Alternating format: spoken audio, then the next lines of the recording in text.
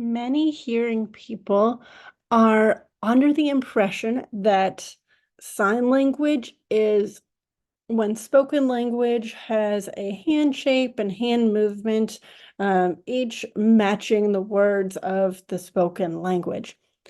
That is not the case for American Sign Language. American Sign Language has its own grammar, its own syntax. It is not hand shapes and movements that go word for word with the to translate the spoken language of the area. Also, many hearing people are under the impression that sign language is universal. It is not. American Sign Language was developed using influence from French Sign Language. Lorette Clark and Thomas Gallaudet came to America from France in 1816.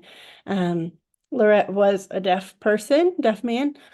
Thomas Gallaudet was who Gallaudet University is named after, was a missionary from France.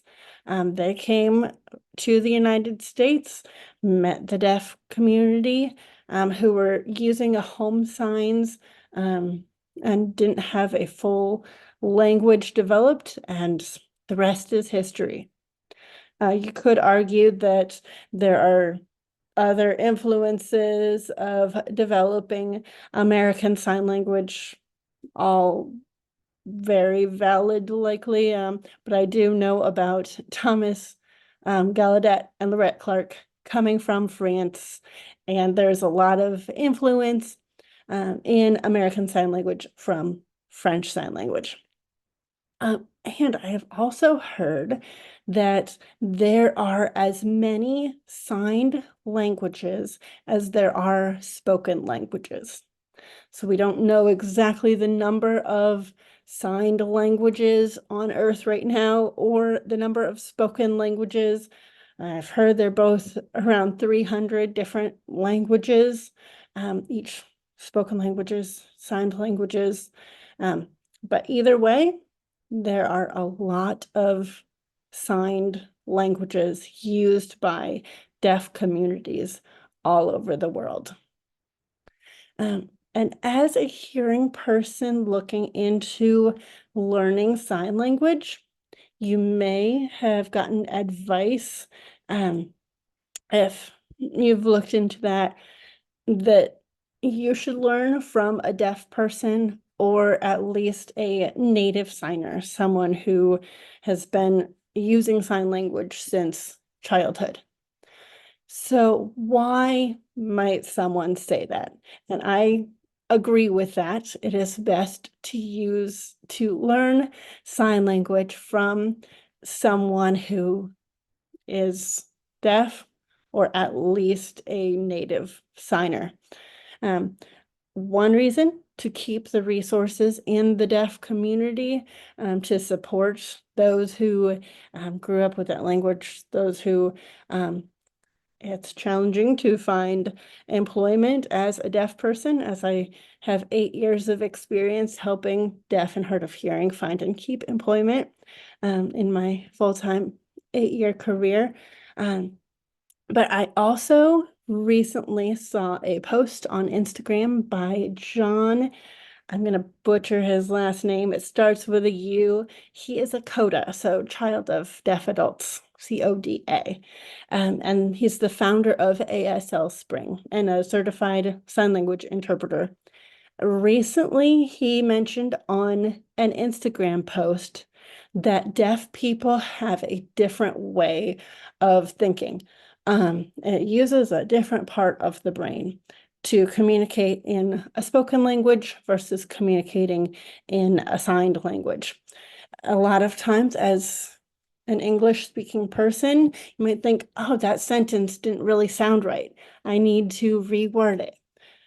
You would never have a deaf person say, oh, that didn't sound right. They might say, oh, that sentence didn't look right. Let me rearrange my signs. It is a different way of communicating using a different part of the brain to communicate in American Sign Language. And it uses visuals, uses space in order to explain what is being explained by the language. It also, American Sign Language, uses facial expressions and body movements, just like we use, that English-speaking people use tone and inflection in our voice. It's not just the hand shapes and the hand movements to communicate. So what does this mean for a hearing service provider who may be providing a service to a deaf person? When a deaf person, if you are providing a service using a sign language interpreter, I would recommend asking the deaf person if they have a preferred interpreter. There are deaf people who tend to communicate towards the English word order and aren't fully American Sign Language grammar and syntax when they're communicating. There's sign language interpreters who are on the spectrum of using American Sign Language versus using English word order in their signing. So ask, do you have a preferred sign language interpreter? You can get all kinds of information from a deaf person by asking that question, very possibly, depending where you are.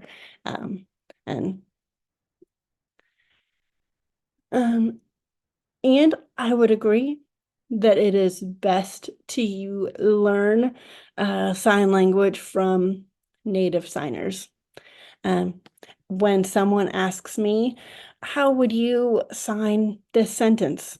I let them know this is how I would sign it, but I'm not deaf, so a deaf person might sign it completely different than I do because I have English thinking most often. Sometimes I do think in sign language when I'm fully immersed in the deaf community. So it's an interesting process of transitioning from thinking culturally deaf and thinking culturally hearing.